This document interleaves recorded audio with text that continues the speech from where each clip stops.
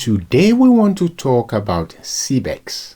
Why do Nigerians constantly fall victims of Ponzi schemes? We've had MMM, we've had Loom, we've had Twinkers, and the list goes on. What is the root cause of people falling victim? Guys, I said I should check my balance now. Zero balance, there's nothing there again. To think I just did this thing 2 weeks ago. One of the reasons Nigerians find themselves in this situation is greed, ojukokoro, also literally called mosquito eyes. We know we have rubbish government, but you don't blame your greed. Your greed on the government. Your money there in your hand. The government advertise and give you, may you go pay to CBEX? No! You decided to do it yourself. Now you are calling on the government. God will finish you there if you ever open your mouth and say government. Government has nothing to do with it here. Don't be quick to declare yourself saint. When at parties, you are used to collecting souvenir 3 times under the pretense of having non-existent neighbors beside you. When visiting an office, you cite free candies. Instead of picking a piece or 2, you fill your pouch to the brim. After all, you care less about who else comes visiting same place after you. At the buffet party, we want the taste of everything in large portions. Our plates look scary even to us. We know fully well that we don't need so much, but the greed in us won't let us give any consideration to the next person. To be honest, greed is all over the world. I was shocked when I heard a caller on The View said that a lot of people are actually aware that it's a Ponzi scheme, but... See, the whole thing is, a lot of us know this thing it's a Ponzi scheme. A lot of us, as in 90% of persons who invested in it, they knew it is a scam, it's a Ponzi scheme. But everybody just wanted to get in, cash out and run. I know somebody who told somebody to use his house rent to invest in this. Even when the house rent was due for next month, he told the guy, tell your landlord to give you extra 1 week. People collected loans from loan sharks. Somebody collected 600,000 naira to pay 968,000. Wow. Hoping to cash out and pay back that loan and probably make some profit.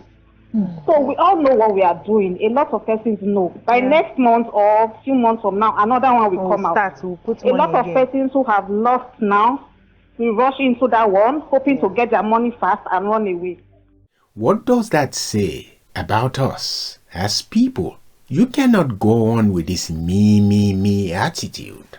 We complain about governance, saying they're not doing enough, saying they're not serving the people. You cannot serve the people appropriately with a me attitude. If you maintain a me attitude, by the time you get to governance, guess what will happen? You are not going to deliver to the people. You are going to have that same me attitude, and the cycle goes on and on. So we have to take personal responsibility here. This me attitude, not thinking of a next man, it's very toxic in the long run. So now I want to advise the society, please and God, please be reasonable enough. Meet Bolariwa. She spent years working tirelessly in Libya, hoping to build a better life back home. Every naira she saved was poured into CBEX. Now it's all gone. Yes, I go to Libya to work. No work, fighting, see my hand. Due diligence is very important in life. You get absolutely nowhere without due diligence. If somebody just come to you and say, oh, I doubled my money in 4 weeks, I think it makes sense for you to start questioning that. There are no free lunch. If it sounds too good to be true, it's probably not true. Who are the people in control of it? Are they people in the public domain? Are they people with verifiable records? Then I'm afraid you might just be on a mumu level here now. You need to check out whatever it is you're involved in. You need to cross your T's. You need to dot your I's, you see. All over the world, financial education is not taught at a basic level. Why financial education should be taught in schools?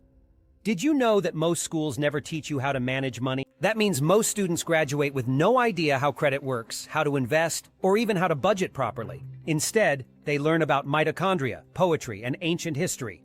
Useful, but not for paying the bills. Student loans pile up, credit card bills become overwhelming, and without financial knowledge, many people stay trapped in a cycle of living paycheck to paycheck. As a parent and as people of wisdom, it is in our interest to pass down the knowledge of any financial education we might have to our kids. It might be a situation of where we're not even aware of any sort of financial education because you can only teach what you know. But if you know about any financial education whatsoever, it's very important that it's passed down. Otherwise, you will keep falling victim of Ponzi schemes.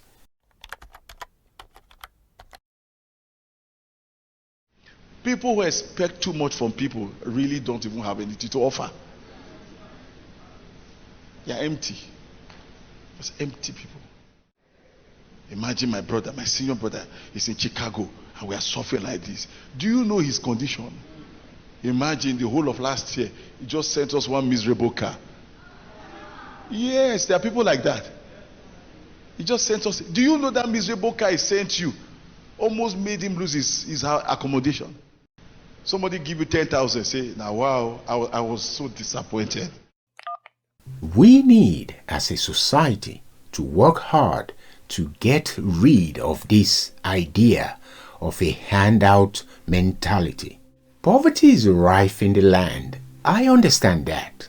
But waiting on handouts and making it a habit is not necessarily a good thing, because you begin to train your psyche that you are hopeless and helpless. And although that might be true in society, but what are we doing as a people to get ourselves out of that situation? Otherwise, you will keep falling victim of Ponzi schemes.